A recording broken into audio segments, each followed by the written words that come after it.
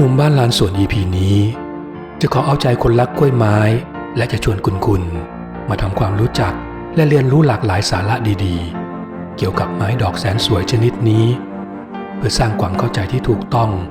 อันจะนำมาซึ่งการปลูกเลี้ยงอย่างถูกวิธีโดยแยกนำเสนอเนื้อหาออกเป็นคลิปสั้นๆที่กระชับและจบเป็นตอนๆเพื่อให้คนรักกล้วยไม้โดยเฉพาะอย่างยิ่งมือใหม่หัดปลูกได้เข้าใจและประสบความสำเร็จในการปลูกเลี้ยงกล้วยไม้ได้แบบมืออาชีพ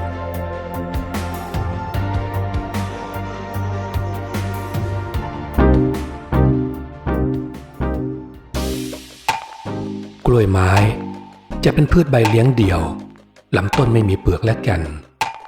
สามารถเจริญงอกงามได้ในหลายสภาพแวดล้อมไม่ว่าจะเป็นบนพื้นดินตามกิ่งก้านสาขาของต้นไม้ใหญ่กระทั่งตามซอกหินผาที่มีเศษใบไม้ผุตกทับถมกันอยู่มากมาย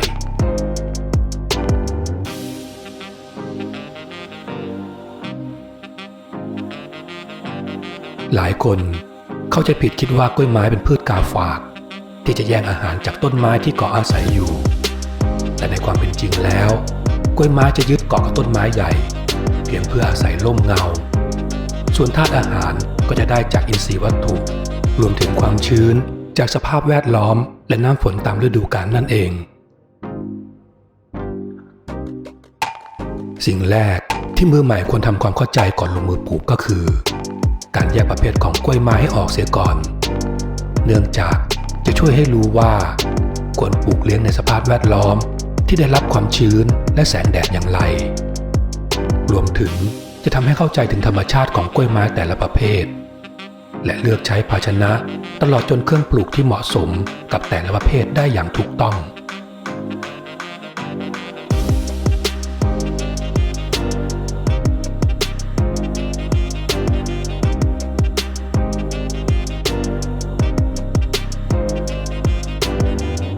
การจำแนกกล้วยไม้ตามลักษณะลำต้นและการแตกกอกล้วยไม้ประเภทไม่แตกกอหรือโมโนโพเดียล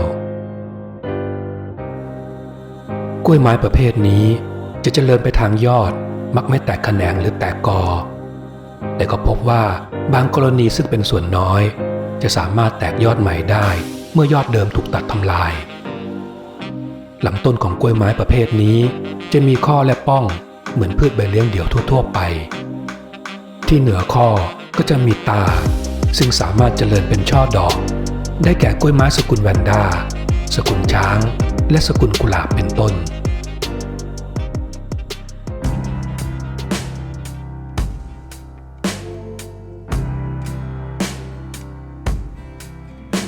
กล้วยไม้ประเภทแตกกอหรือซิมโพเดียลลักษณะของลำต้นจะทอดเลื้อยคล้ายเง่า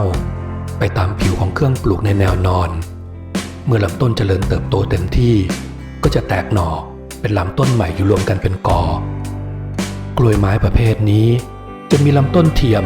หรือที่เรียกว่าลำลูกกล้วยซึ่งเป็นแหล่งสะสมอาหารดอกมักออกที่ลำลูกกล้วยบางสายพันธุ์โดยเฉพาะอย่างยิ่งในกล้วยไม้กลุ่มหวายตาดอกจะสามารถเปลี่ยนเป็นต้นอ่อนหรือที่เรียกว่าตะเกียงได้หากได้รับน้ำในช่วงก่อนการแทงตาดอกมากจนเกินไปกล้วยไม้ในกลุ่มนี้ได้แก่กล้วยไม้ในสกุลหวายแคททิยาเอพิเดนดัมและออนซิเดียมเป็นต้น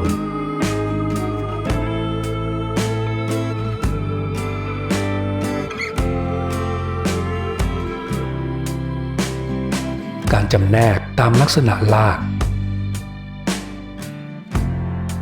ระบบรากดินกล้วยไม้ในกลุ่มนี้มักเรียกกันว่ากล้วยไม้ดินมักพบเจริญเติบโตอยู่บนดินเหมือนพืชอื่นทั่วไปในการปลูกเลี้ยงสามารถใช้ดินหรือดินผสมเป็นวัสดุปลูกได้และมักพบว่ามีหัวอยู่ใต้ดินเหมือนพืชในกลุ่มว่านกล้วยไม้สกุลนี้ได้แก่เอื้องพร้าวเอื้องดินใบหมากและสกุลนางอ้วเป็นต้น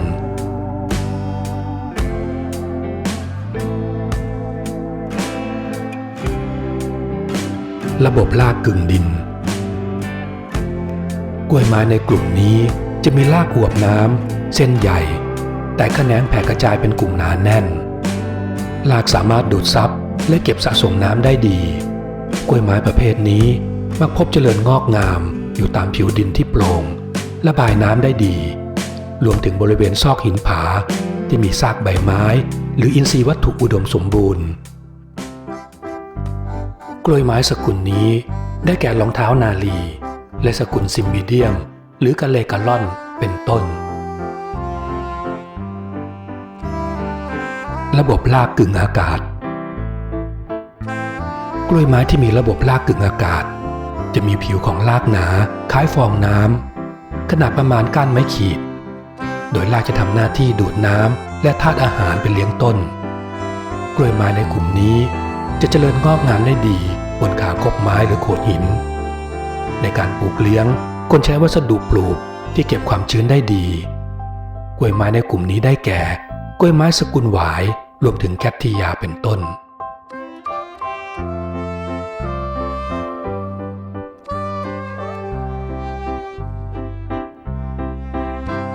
ระบบรากอากาศกล้วยไม้รากอากาศจะเจริญเติบโตได้ดีบนขาคบไม้หรือโขดหินรากอวบน้ำมีขนาดใหญ่ประมาณแท่งดินสอเซลล์ที่ผิวรากจะทำหน้าที่ดูดและเก็บน้ำนอกจากนี้ที่ปลายรากสดที่มีสีเขียวยังสามารถทำหน้าที่สังเคราะห์แสงได้เช่นเดียวกับใบอีกด้วยรากของกล้วยไม้ประเภทนี้จึงไม่หลบแสงเหมือนกล้วยไม้ดินกล้วยไม้ประเภทนี้ไม่ชอบสภาพแวดล้อมที่เปียกแฉะอาจปลูกเลี้ยงแบบรากลอยโดยไม่ต้องใช้เครื่องปลูกใดๆเลยก็ได้ขอเพียงแค่ได้รับน้ำแสงและปุ๋ยอย่างสม่ำเสมอและพอเหมาะก็สามารถเจริญงอกงามและให้ดอกได้เมื่อถึงฤดูกาลกล้วยไม้ประเภทนี้ได้แก่สกุลแวนด้าสกุลช้างสกุลกุหลาบสกุลเข็มและกล้วยไม้สกุลเลเนนเทอร่าเป็นต้น